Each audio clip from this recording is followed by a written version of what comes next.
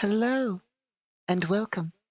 We return once more for Worldbuilding Wednesday, albeit with some slight technical issues, but here we are.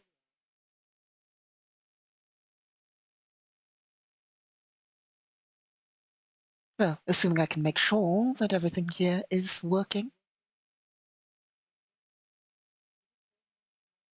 And it appears so. Our technical issue appears to have been solved. So, as stated, this is, of course, Worldbuilding Wednesday. Well, you know, ish, but close enough. So, today we will, of course, be building worlds. We have quite a bit to work on. So, without further ado, let's get to it. As always, I am your host, Casimir Basilius, Lord of, well, a lord in the Grand Empire, here to bring you world building. Well, once more to a degree. So, of course, we have quite a bit to do. We can, well, there's quite a lot of things we intend to do. For one, eventually at some point we need to finish this system, at least, at the very least. I want to finish its map, specifically the sectors, the subsectors and the lanes, at the very least. Other than that, of course, we can always work on the systems and what's in there. We also have a campaign to work on for Solo Sunday. We have a arcology to map to a degree. And honestly, well, we could also map some of the Terran nation sector that Juliana Aldis is in. We have a lot we can do. And I kind of want to work on the frontier sector. I know that we're supposed to work on the map, but for the Solo Sunday, we can theoretically always do that as we run the game. But I kind of want to work on the galaxy map, specifically the sector, because I've been working on some more rules and so forth, and I reorganized my information storage to a degree. So I kind of want to work on generating a few star systems, or at least some objects in star systems, some descriptions, some information, that kind of thing. As it's a lot, I suppose. Well, there's new storage ways to go about it and things that make generating them not necessarily quicker, but it allows us to do some more things. It makes it neat for my storage types and calculating what they can do and so forth. So I kind of want to do some of that. I recently did some of that for a test of the system. For instance, if I can find it here, with our new sort of just quick tags, we can tag parts of the system to give us bits of information. For instance, I mean, recently, very recently, when testing the system, I made well, I added information on a mining field, well, an asteroid field, with a heavy focus on mining. For instance, some of the tags provided to it are ore producer, exporter, producer, heavy mining industry, and then object 10A, because that's object 10 in the system. Object 10A is the abbreviations A, B, etc. count as objects that are sub-objects of a main object, and basically object 10A is a sort of dwarf planet, sort of a asteroid, a large asteroid, sort of a dwarf planet like Ceres, I think is what one of yours is in Elysia in the asteroid belt? Anyway, sort of like that. Um, and that one has tags light shipyard and large colony with population code 7, meaning 10 million, well, in the 10 brackets of million people. Obviously, the system as a whole has about like 16 million people, as noted in its description, and so forth, and just nice little ways to represent information on it that affects the way the world works and stuff like that, which is always fun. So we can make a bunch of those and obviously have a bit more information. I do enjoy going more in depth. For instance, a little blurb of the system is mining operations are common in the area, and Object 10A has a large habitat city with a shipyard. Approximately 1 billion population, 1 billion total population, are in the entire asteroid field of Object 10 in the system. Object 10 has an economic output of about 11.025 credit units a week. We've been over what a credit is. A credit is roughly equivalent to a one of your Elysian US dollars or so, give or take. I mean, our economic system works a bit differently. A credit unit is 10 billion credits. So this has an output of 11 credit units, 11.025 credit units. But basically, 110 billion credits a week. Approximately 80% of that is related to the mining industry.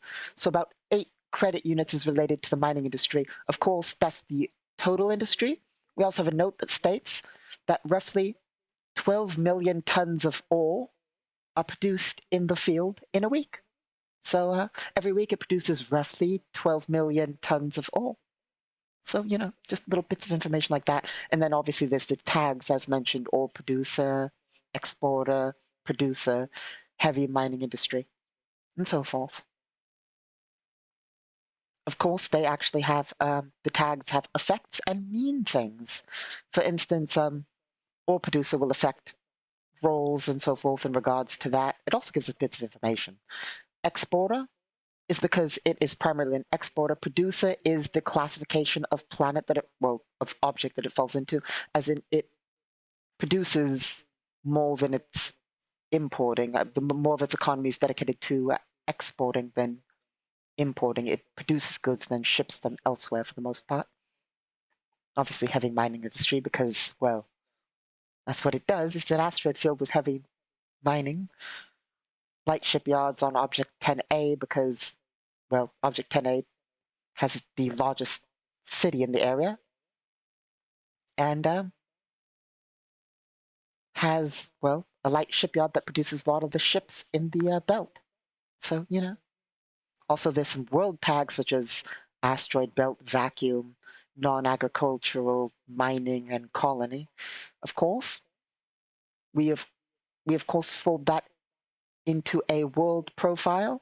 Galactic Standard World Profile being A-ast-0-P plus S-0-0-0-9-G-5 being a representative of all the information of the field, all the base information. Then the remarks profile is everything below with the little blurb about it and all the tags and so forth. Of course, that's not the whole system. The whole system, if you didn't know, by the way, for those of you in the galaxy, we're talking about a system at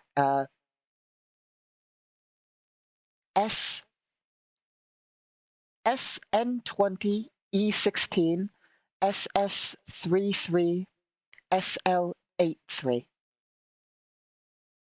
That being sector north 20 east 16 subsector 33 system location in that subsector 83. And obviously it's not this system where this system's like 300 and something, but basically what that means when it's like subsector 33, that's one, can you see that? Yes, good. 1, 2, 3, 1, 2, 3. So it'd be about here. Not obviously this sector, but like if you want to know how it's measured in a sector. So from there,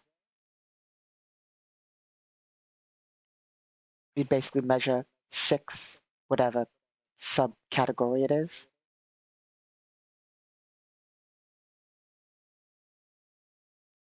8, 3. So that would be the system would be about there.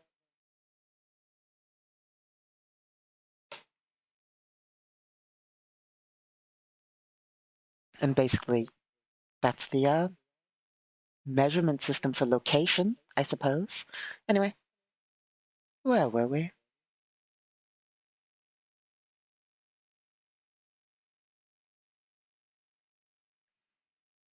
Obviously, this system, its code is 2-D, no, 2-G plus K, brackets SD, dash 13, being a binary system, a G-class star, and a K-class subdwarf, and then 13 objects in orbit. Those objects in orbit being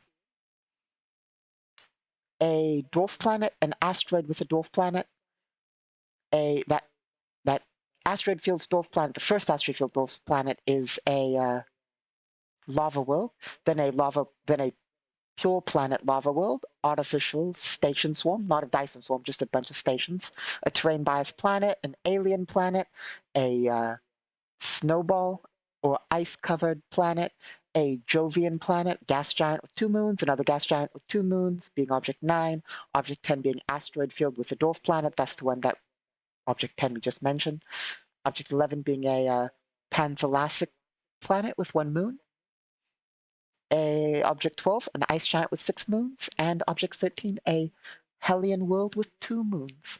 So, you know. And that has its own code string too. The system as a whole is also listed as a lower end mid-tier system. Tech level 16, galactic standard, as stated, system population of about 16 billion. And yeah, so, you know, anyway, we can get little descriptions, tags, just little blurbs, all sorts of stuff like that when generating the stuff. Of course, the tags can go in as much detail as, not the tags, the blurb can go in as much detail as you want, of course, the little bit of descriptive text. Generally, the goal for descriptive text is generally at minimum. I mean, you can have as little as one, but we try to go for any one object. Technically, you can have a system with this minimum, but generally for any object, we have a minimum goal we try and hit of a paragraph at least. You know, a paragraph describing the thing. Of course, you can have as little as a paragraph for a star system, but we try and go a paragraph per object if it's important. And obviously, like we always say, the great idea of map only is really necessary. So anyway. So I very much want to make a bunch of those. We also got to finish, like I said, this off. And as stated, we also have the whole ecology raid to prepare. So those are, one of those two things at least is what we're going to do here today on Worldbuilding Wednesday. Assuming this is all still working. Like I said, we had slight technical issues a minute ago, like right as we started. So let me just make sure things are running smoothly. Things appear to be running smoothly. Very good. So, where to begin?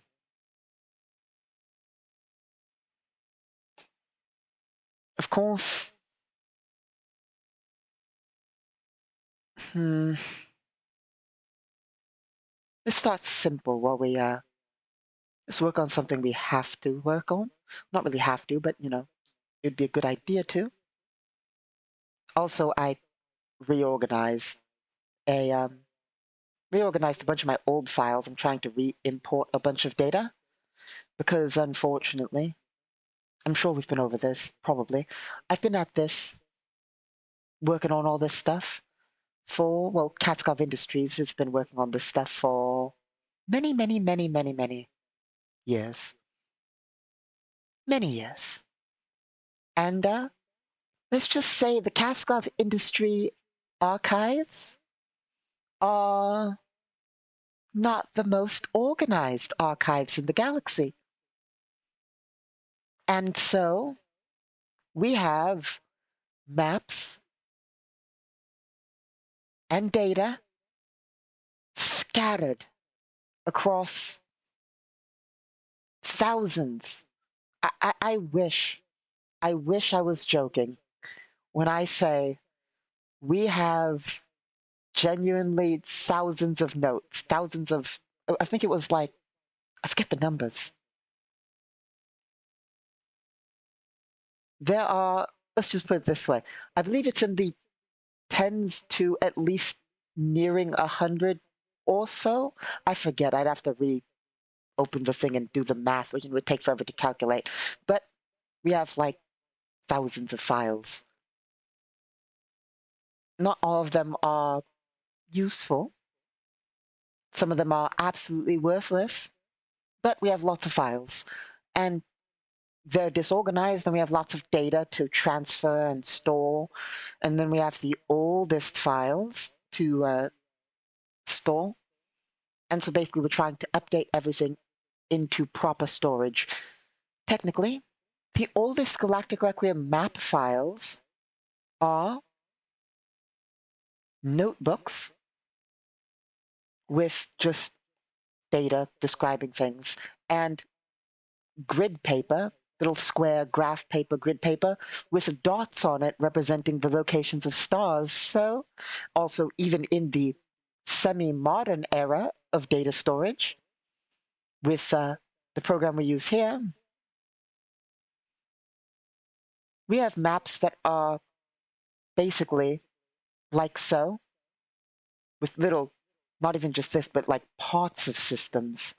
Like we might just have a map that's a single set of these, not even the whole sector, just a bit, and like in its own random one, not exported, just in a campaign file somewhere, and basically just reorganized and finding all this stuff and so forth. So, yeah, lots of lore and maps and all that to re-find and put in and all that. Anyway,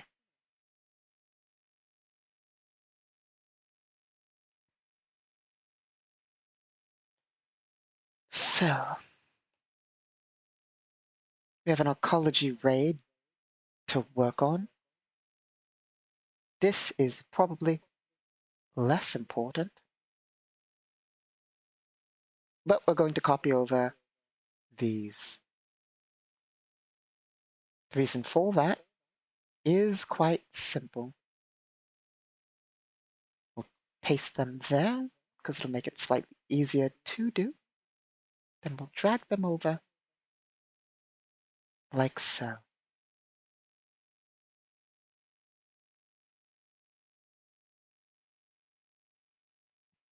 So, of course, we have lots of maps and files and all sorts of stuff to basically move over. We are not going to do that, but, in general, it's something that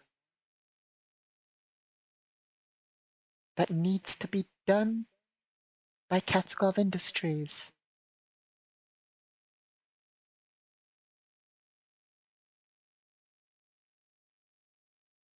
There we are.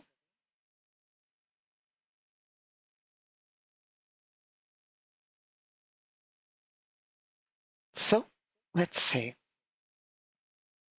So yeah, we have all that to work on.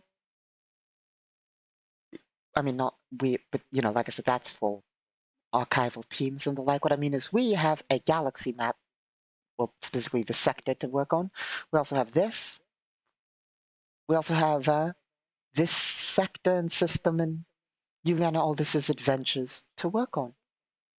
Of course, we might at some point swap over, do some other stuff, specifically like other solo stuff at some point, not right now, of course, I mean just in general. I have this strange...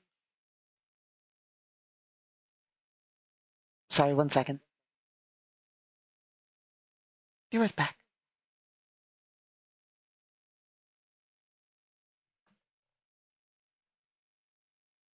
Sorry about that.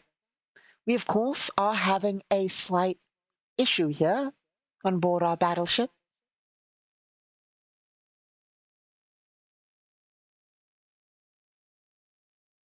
You see,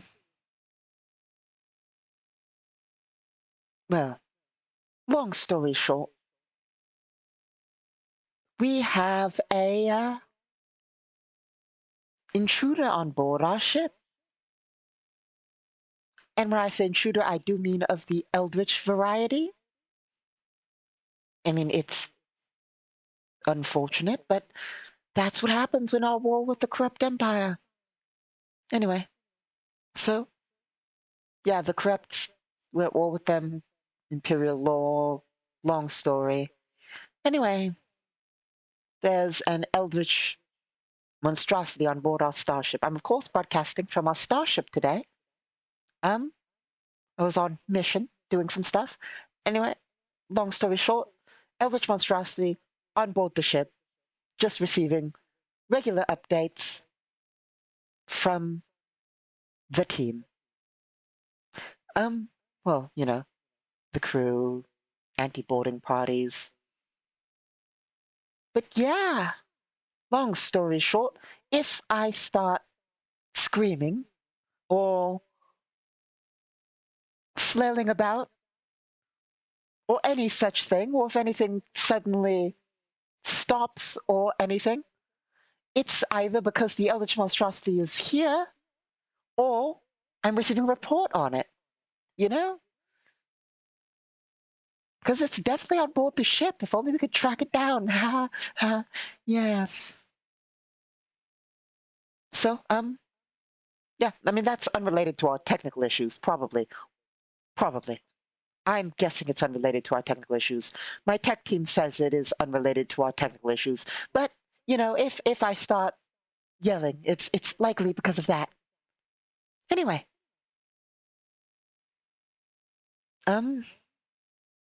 Let's see.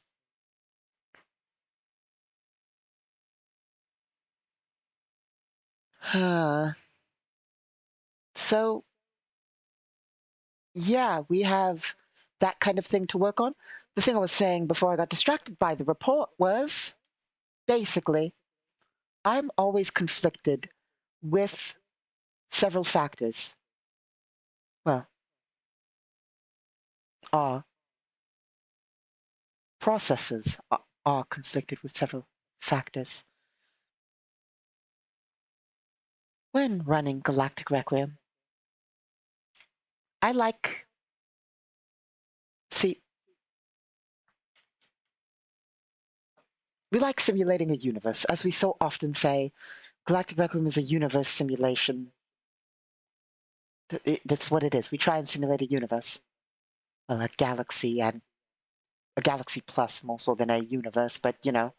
Anyway, long story short, I like being accurate in my calculations.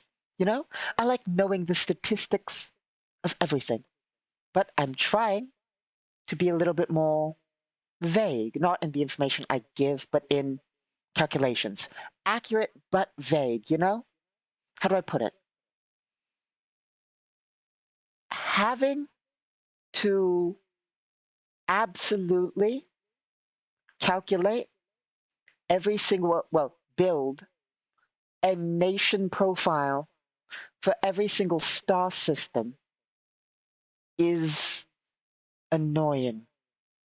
Annoyingly difficult, annoyingly annoying if you want to make it accurate. Like if you want to make it absolutely accurate, which we don't even need to do, but it makes it annoying. As I think I've said before, we do a vague system. We've recently been, but solid, a solid but vague system. I've been trying to get a little bit more vague in such calculations, just to make things run smoother on a galactic scale. Because, of course, of course, we could and have the capability to give a modifier for every single type of structure. There are rules in place for having an infrastructure edict in your nation. This planet has an increase in its infrastructure edict, while this system is increasing. These systems work together, which increase via this math calculation, which, I mean, if you didn't know, the math calculation is if it's a core system, you take its total stats, divide by 10, or it's whatever its modifier is, which is maximum of 40, divide by 10 for a non-core world. If it's a core world, a capital basically system, or et cetera, capital, you get to divide by 2, and then you add together the other ones, divide by 10 to get your total, and then there's a distance modifier for how it's trying to affect something at range. Point is, we have an entire rule set if you want to actually do the accurate mathematics behind, say, let's go back to the map.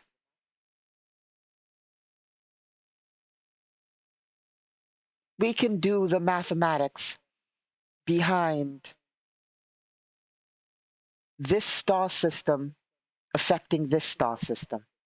That is visible, right? Yes. We can do the mathematics, but from this star system trying to apply an effect onto this star system, which would be add up all the modifiers, which literally goes down to the world scale. So what are the modifiers of each world in the system? Add together, divide by, basically divide by 10, or, capital divide the capital by 2, add everything else divided by 10 together to get its modifier, and then affecting a system one away is like a -2, affecting 2, I'm sorry, -2, affecting 2 away is a -4, or something like that. I have to double check the rules, but basically we can go as far as to be accurate in the fact that it has this much industry and this buildings affect this modifier, which makes it apply to there. And we can go as detailed as that if we really wanted. We can apply special event modifiers. Well, they're currently having an event which is industry boom, which is providing a +1 to their modifiers to this world. You can go all the way in detail, but that's annoying to do if, say, oh, we travel to this system. This system's doing a thing to this system, having to do all that math out for any time you want to. Too much.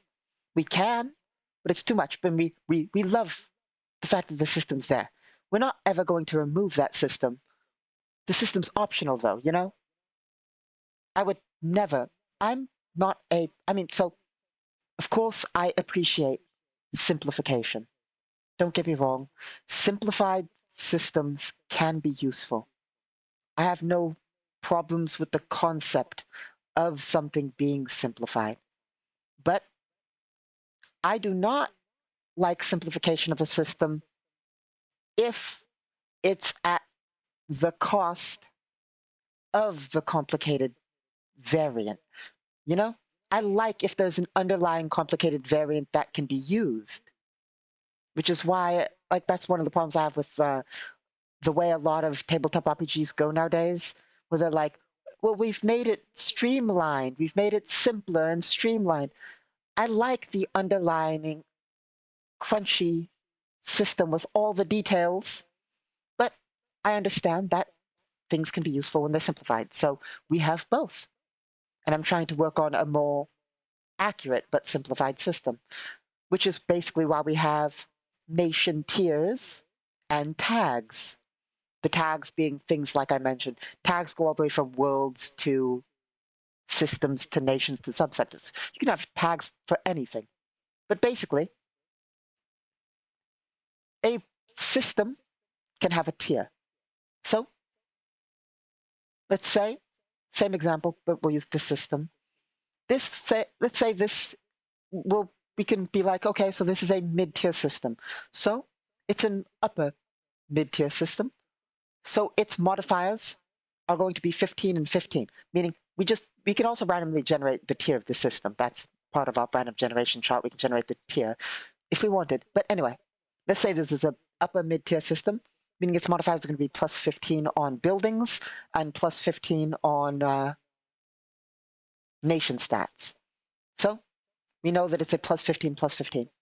Sorry, I got that wrong.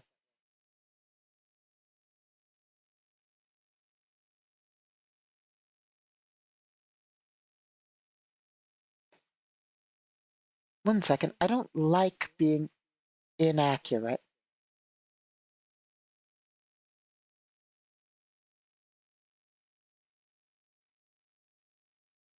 Give me half a second to make sure I am right. I don't know whether the modifier is included or not. And that is what we're checking. Is the modifier included? Here we are.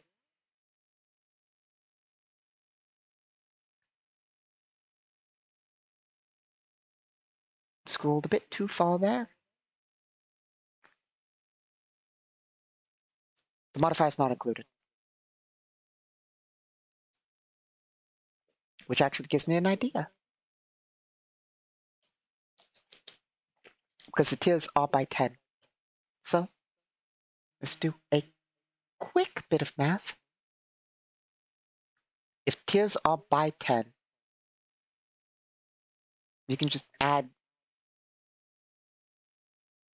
let's do a little bit of math. 10 divided by 2 minus, what? That's not right.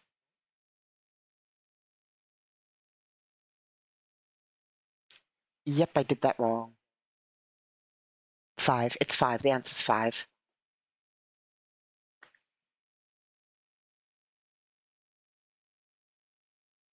The difference of 10 is 5, so we just add 5 each time. So that means I'm going to note that, not of course right now, but in general.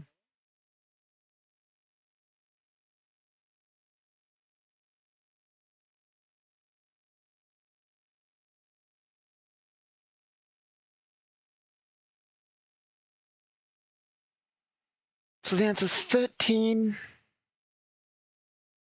Well, for this one, it would be 13, by the way. So basically, of course, I'm just going to need to take notes of that in my little book. But basically, that means in general, we'll be able to basically be like, so the skill mod's plus 15, the nation mod is plus 13, and the building mod's 15. Why don't I round it so they're all by that tier instead of like 13? I could do that. That wouldn't make much difference statistically. I mean, we did choose a semi-arbitrary starting number. Like genuinely, we chose a rough average of ability of the nation. Not really even really just average, but point is we can change it so it's 15 without really affecting any mathematics of it. So basically each one will be by its tier and upward. Which basically means, so basically an upper mid-tier nation would be 15, 15, 15. Meaning if it was doing something, it would have a 15 on its modifier, meaning we'd be able to roll it much easier than having to actually calculate it all out just by going, it's a mid-tier, upper mid-tier nation, or a standard mid-tier nation, or a lower mid-tier nation, which the modifiers, by the way, are 5, 10, and then 15. Like I said, it goes up by 5 each time. The other ones go up by 5 each time. The one thing that doesn't is the stats, which is why I'm thinking about changing it so it does, because that'll just make calculating so much easier, because it will just be that by each, you know? Anyway, so basically that'll be that.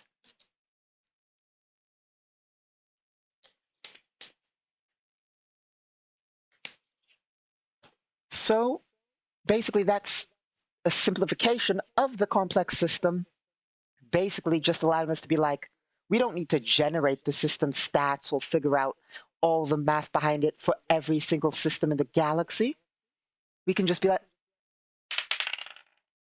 that is a 20, meaning that would technically be a, of course, when generating a system, you have to have the system generator open, obviously. So what is a 20 on nation tier? I forget whether it requires an additional modifier or not.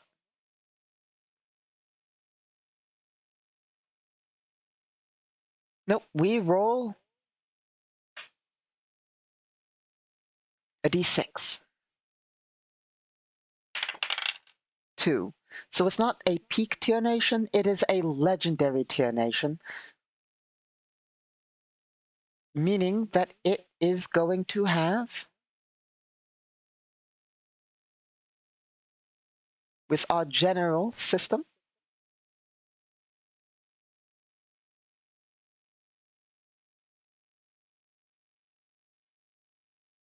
about a maximum in all of its things. So that means, let me just make sure I'm getting that right, 15, 20, 25, 30, 35, 40, 45. Yeah, so basically it would be a maximized nation. Not the best possible, but basically it would have the maximum roll in all of its stats. Anyway, we would note that in its sheet. We'd note, obviously, legendary tier nation, comma, and then the modifiers applied by it, thus keeping it short instead of requiring, basically, an entire sheet. By the way, like, if you wanted to know, like, the size of a nation sheet, I mean, I have a nation sheet, I just don't have one I can easily copy over. But basically, we're talking like a full-on nation sheet. You would have for like a single, like you have one for each star system loosely, and then you have one for the nation total. But in simple terms, one nation sheet is about the size of a character sheet. So like a page to 2 pages for just a nation's stats and what buildings it has. And, obviously you can have one for each sub-object. For instance, every single planet has its own sheet, but you can usually just generalize those, hence the whole divide by 10 calculation and so forth. And trust me, it's simple but complex. It can be used simply, but it can be used complexly and so forth. Like, the way it works, not every system in a nation needs stats, technically. The way nations work is nations are calculated based on their capital, for the most part. They're based loosely on sectors, or they're loosely based on sectors, if you want to be technical. They shouldn't be, but they are. We can be a little vague in well, based on subsectors, sorry. We can be a little bit vague in our definition of subsector, if we want, but we're generally not. So Sacred Grove, this system, this sector here, and the nation that is based out of this system, in order to get the nation's stats, like let's say the nation's doing something, we don't need basically 90% of the nation to calculate its stats. To calculate the stats of a nation, basically what you'll do is you'll get the subsector stats. What's the average stats? So half the stats of the core, and then 1/10 the stats of every other system. From there, let's say Sacred Grove wants to affect this sector, this subsector, sorry. It would be affecting that subsector at a -4, because it's 4 subsectors away. So it would be affecting, so notice how I said before, for this system, it's a -2 per step. For a capital, for your nation as a whole doing something, it is only a -1 per step across. So if Sacred Grove was trying to affect something, it would be at a -4 to affect there. Now, how does a nation affect things at a larger scale? That's a bit more complex. So, obviously, a core center of a nation doesn't have as much sway further out. The further you are away, the less control you're going to have over things. However, that you still have control over those things. It's just you have less control further out. So your nation needs hubs. You need important parts of your nation because, well, it's all fine that your core can affect here at a -4. That's more than fine. 5 sectors away, for instance, let's go to the galaxy map.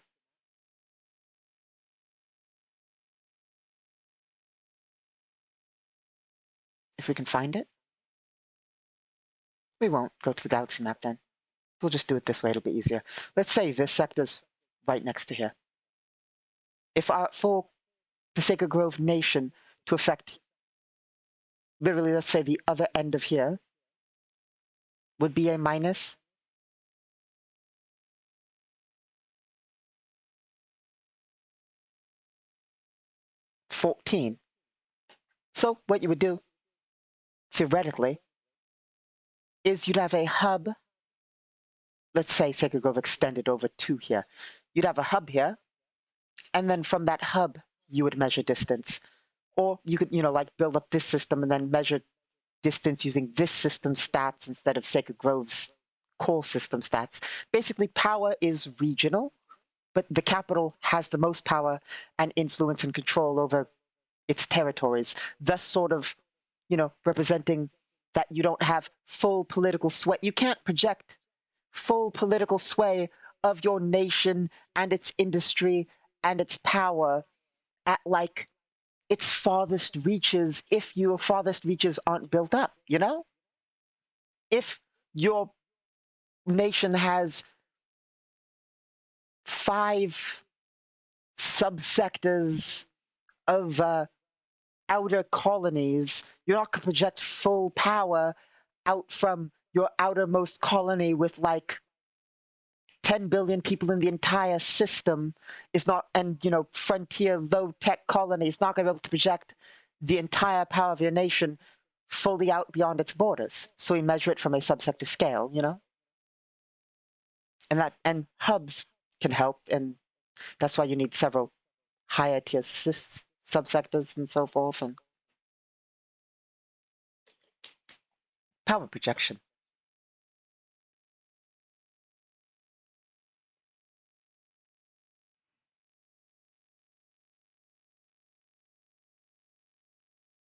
Now, where were we?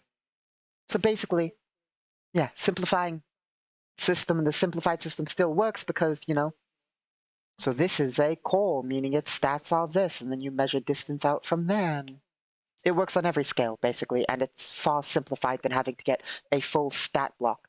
And even if you have a stat block, you can translate it. It's quite easy for a nation with a stat block to be translated because the tiers represent averages. So a peak tier nation can be, any nation can be translated to a tier and then used from that calculation.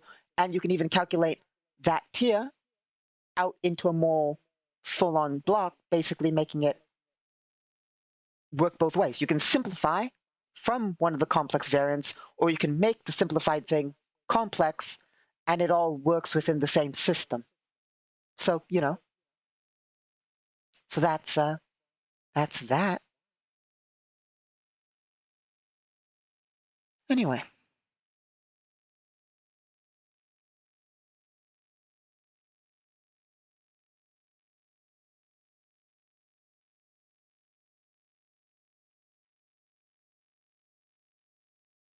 let us work a bit on the ecology now that we've talked a bit about all that.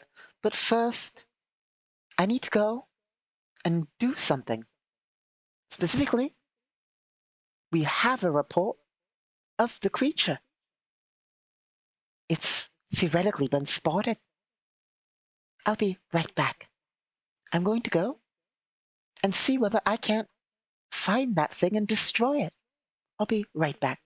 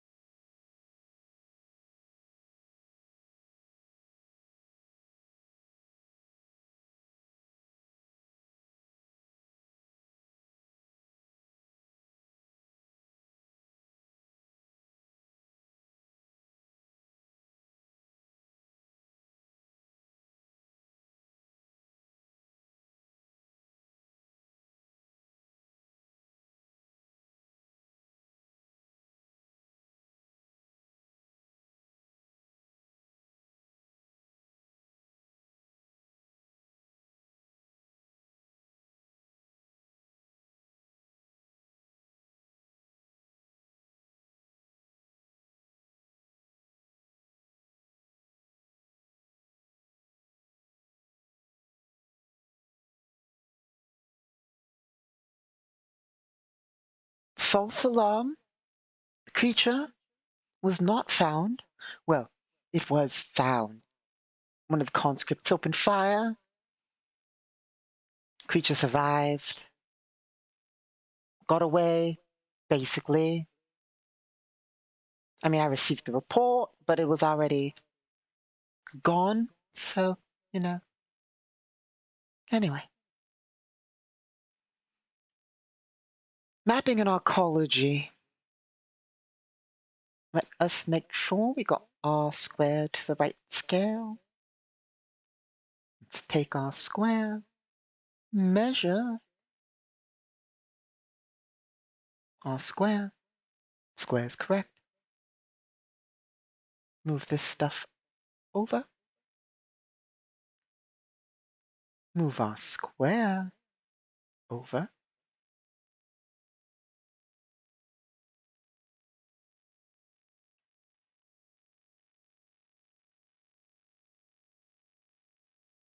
Okay. So there is something we've got to do with this. That is, where did I put our markers?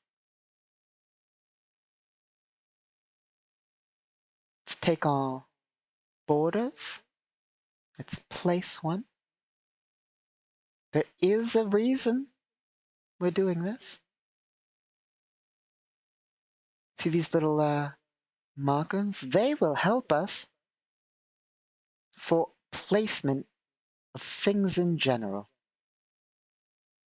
For instance, we know that this is going to be another floor. However, another floor is going to need the same location of elevators and staircases. So, if we were to just grab and copy the elevators and staircases, what would happen is when we tried to place them, we wouldn't know exactly where on the grid to place them without a bunch of like looking and measuring and all that. And I don't feel like doing a bunch of looking and measuring and remeasuring. So we copy them over and we just place the grid in the corners.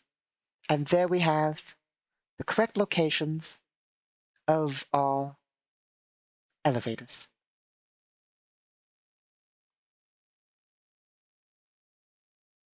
We, of course, can change the facing of them, just not the location. Theoretically, we could change the location, like, to represent elevators that move in different directions, but that's not standard. Most elevators go up and down. Anyway, so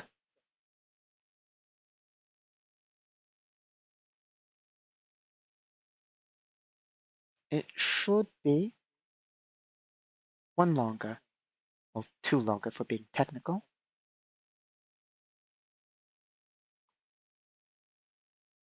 Because walls. Okay, there we go. And that is basically the next level of the structure. Of course, there's more we're going to add to it. This is probably going to be the level we're going to do stuff on, seeming to, whatever the bot says and gives us. Oh,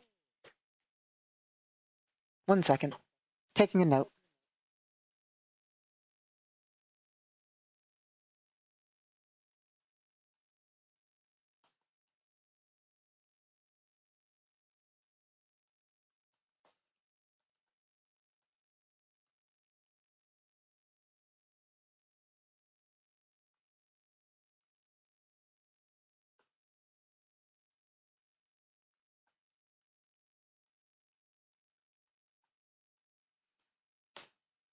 Almost done.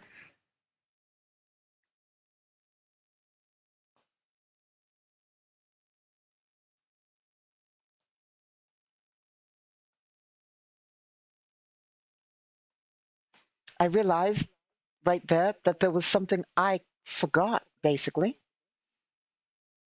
One thing I didn't set up in all the work I've been doing is a random generator for tags, because I don't have every tag listed out, but I need a nice random generator for tags.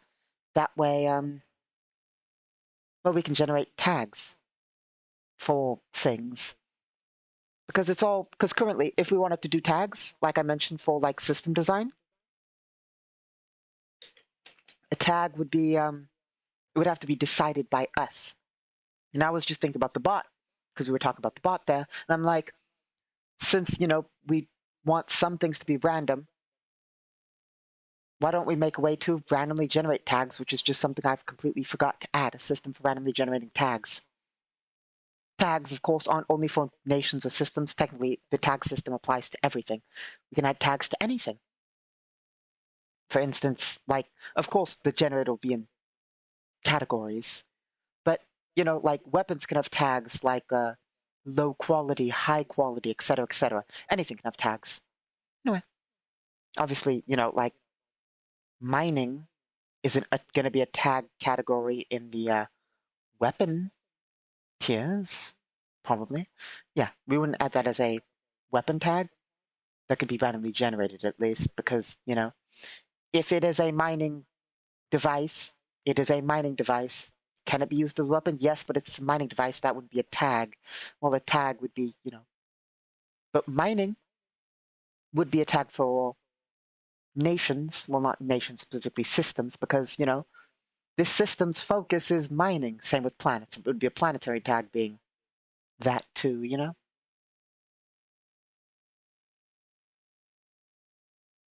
So, there's that.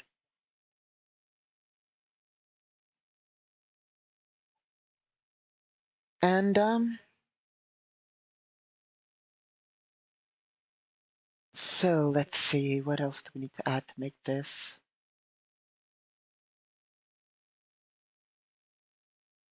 Hmm.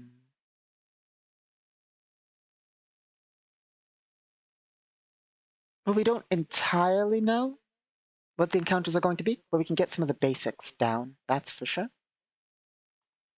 The basics being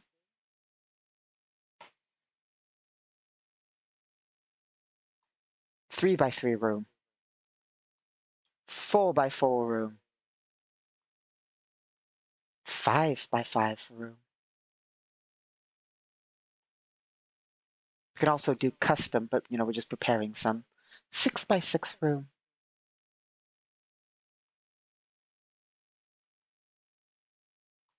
1 square door. 2 square door. 3 square door. 4 square door. Of course, they can be larger, and we can always, just preparing some.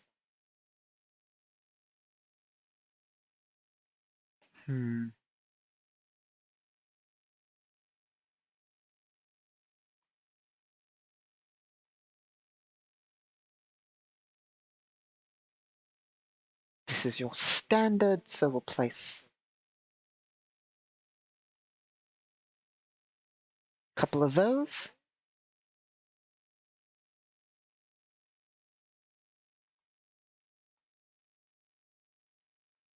And will this fit?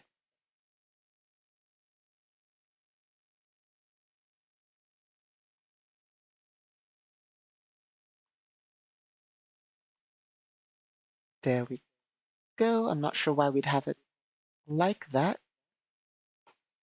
I don't like that at all. It's not ideal. Guess we could have a big observation room.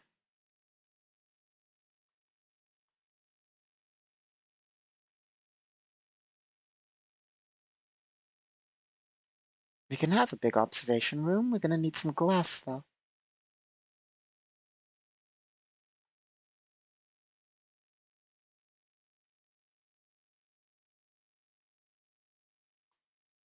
We're not going to have two. We're basically going to combine them.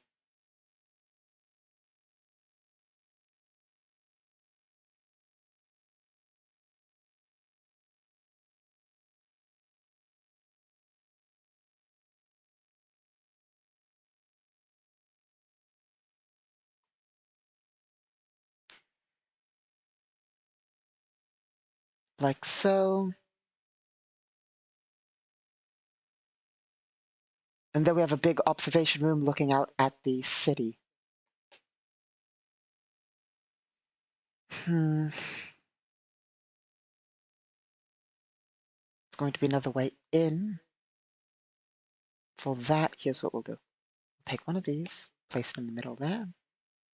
Another hallway. We'll have two, actually. Like so. Then we'll place something in the middle there.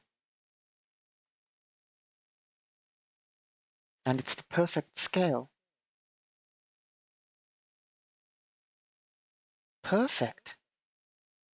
Sort of like that, I guess. Then we could have... Will they fit? Yes, but these are going to have to be one longer.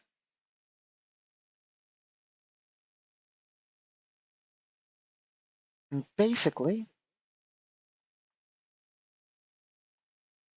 like so, we'll have a bunch of standard rooms across. Don't know what kind of rooms yet, but this is sort of like a nice sort of fancy area, I suppose. I mean, nowadays, given the place we're in and so forth, it would be run down and the like, but, you know.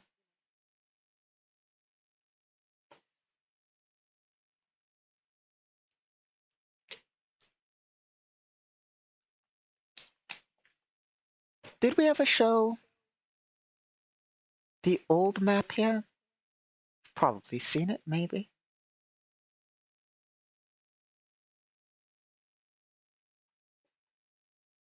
Nope.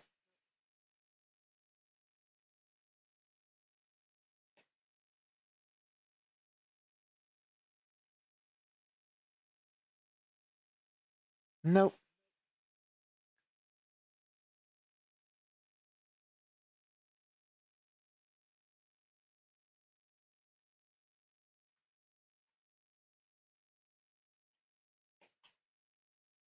Not the right map either.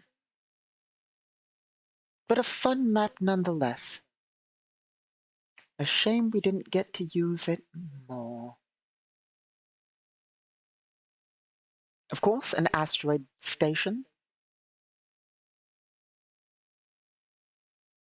with a, sort of ramshackle design with a little market here, of course.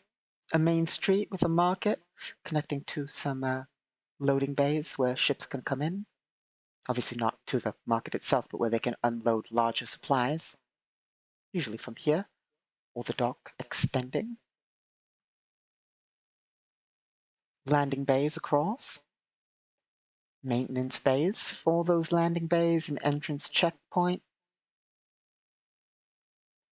Just a bunch of houses, stalls, little ramshackle asteroid base. Well, asteroid city, then base. Unrelated to the one we talked about here earlier. Unrelated. There's lots of asteroids out there.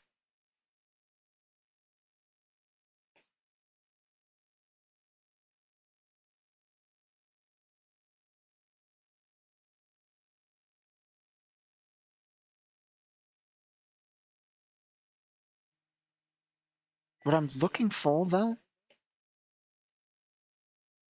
No. Is it in Object Hidden B? No.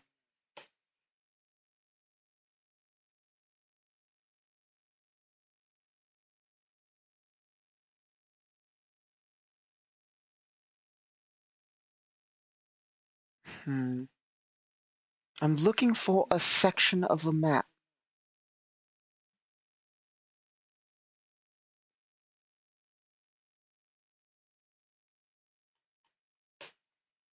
Nope.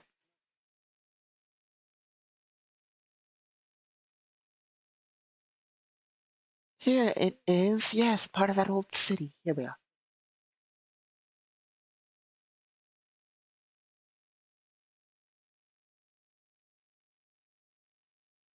This, by the way, the ones so far, all have been maps from our previous solo campaign following the adventures of Eshadon.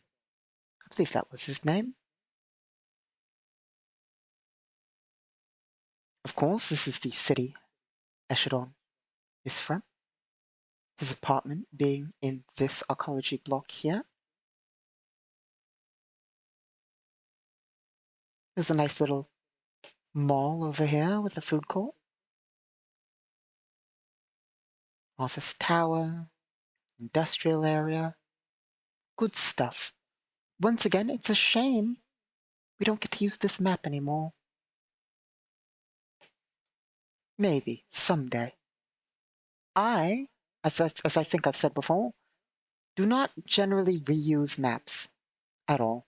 Unless it's like, Starship Design or something standard, like a standard template or reuse.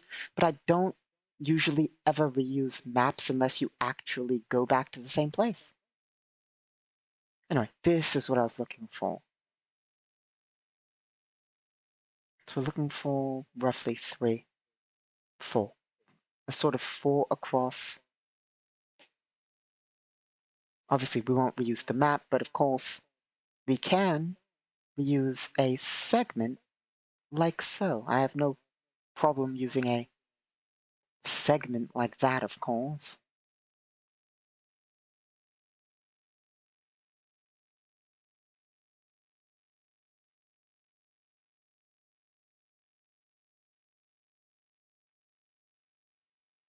Because I kind of want one of those, well, 2 of them technically, sort of like there, and 1 here, but of course, opposite. which will take just a little bit of doing. There we go. There we are. Take one of these 3x3 windows.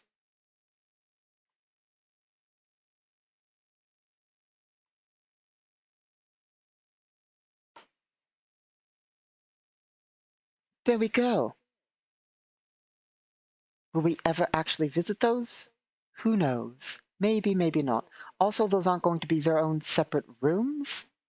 What we're going to basically do is have that connected to a hallway. A sort of open kind of thing. Sort of like so.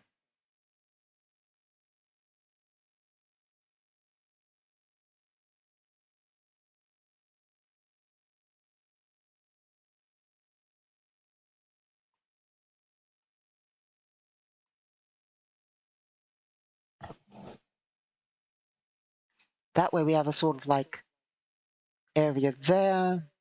Obviously, they are also going to be run down. I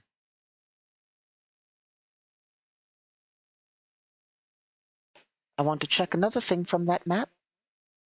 I'm not going to copy, well, I'm going to copy a part of it. Because there's something, this is what I want. That bit of ground.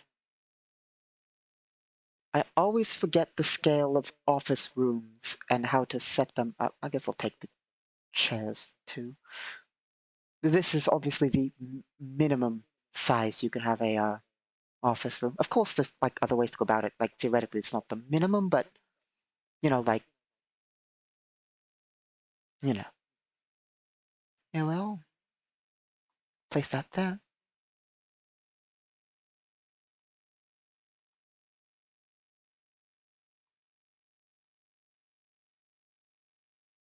See, that way we can have it sort of like so. Just for getting a scale of offices. Well, meeting rooms more so than offices, because we need words are hard. We need a few of those. So we'll place like that. We can also have some of the smaller ones. This is another annoying bit.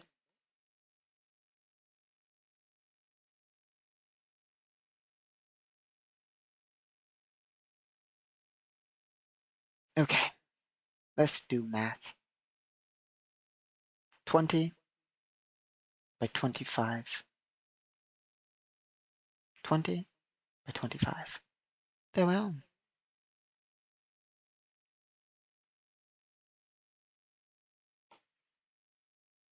We'll have like an office. Ooh. If it's 20, it should fit there. We'd have like two offices near the sort of like break-ish area thing. That's nice. Something like that.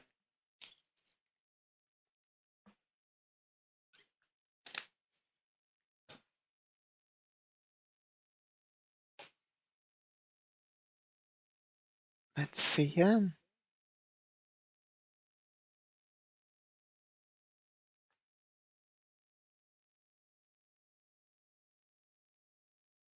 Hmm.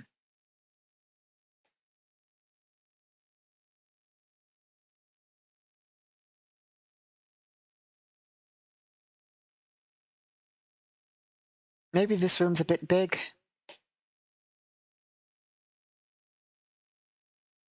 But we'll leave it. Hmm.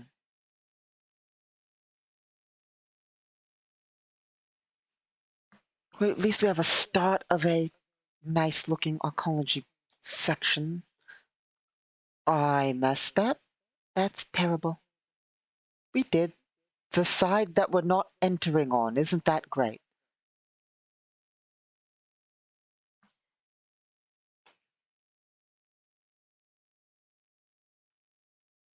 Hmm.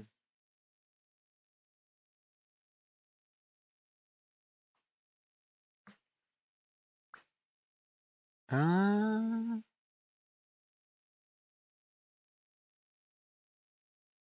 let's grab a couple of hallways from here.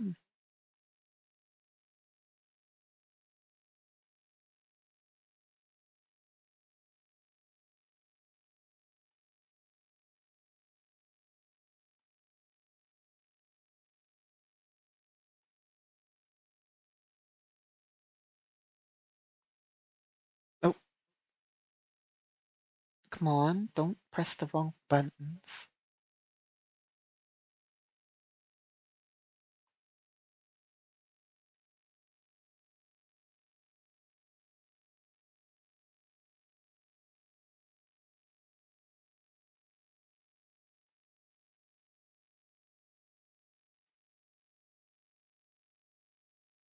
Okay, that won't work, but that will.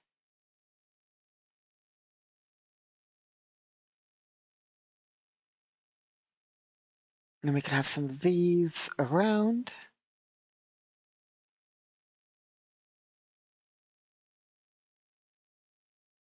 That actually fits perfectly. Okay, and we'll figure out what to do with that.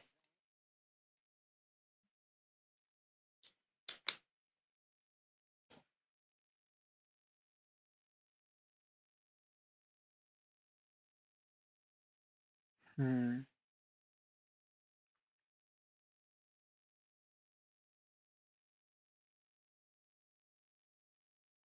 Let's see.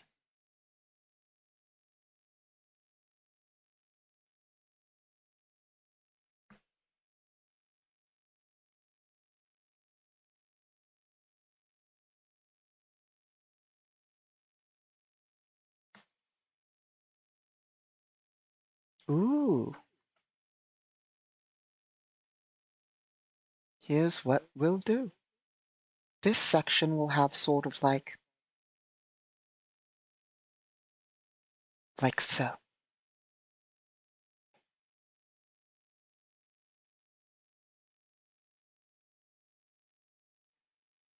Do you want to copy this side here?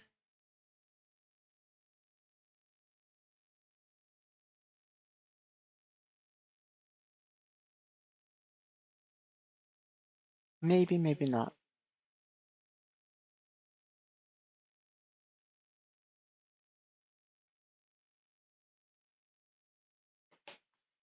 I suppose we can leave a lot of it to the bot, really. Just want some sort of base.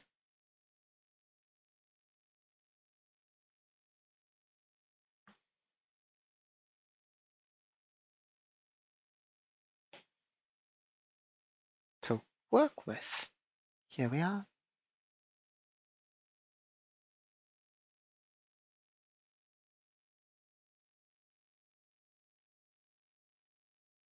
Something like that, maybe.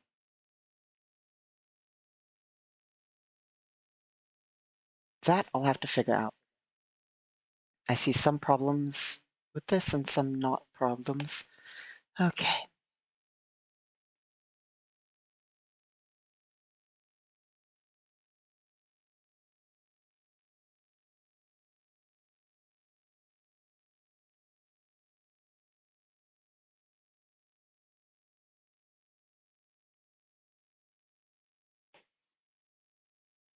I think